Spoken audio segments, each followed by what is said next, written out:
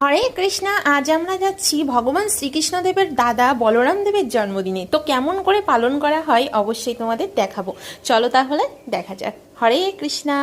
বাড়ি থেকে যখন বেরিয়েছিলাম তখন কিন্তু ওয়েদারটা খুবই ভালো ছিল, তারপরে নামলো বৃষ্টি। ওই যে কথাই বলে ভাগ্যে না থাকলে কিছু হয় না, তো আমারও মনে হয় ভাগ্যে নেই আজ বলরাম দেবের জন্মদিন দেখা। তো যাই হোক, আমরা জগন্নাথ দেবের একটু দর্শন করে মনটা ভরে গেল। তোমরা দেখতে পাচ্ছ এত সুন্দর সাজিয়েছে আজ জগন্নাথ দেবকে। ফাইনালি চলে গেছি সেই অনুষ্ঠান বাড়িতে। তো অনুষ্ঠান বাড়িতে গিয়ে প্রথমে আমরা একটু নেচে নিলাম হরে কৃষ্ণতে। তারপরে কি করব, আমরা একটু দেরি হয়ে গেছে বৃষ্টির জন্য, তাই জন্য আমরা একেবারে নেচে অনুষ্ঠান শেষ করে প্রসাদ পেয়ে বাড়ি চলে এসেছি। তোমরা দেখতে থাকো।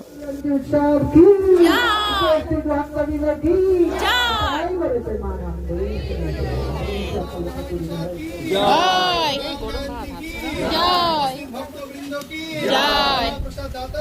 জয় জয় মঙ্গল কামনা করে সবাই বলুন হরি বল।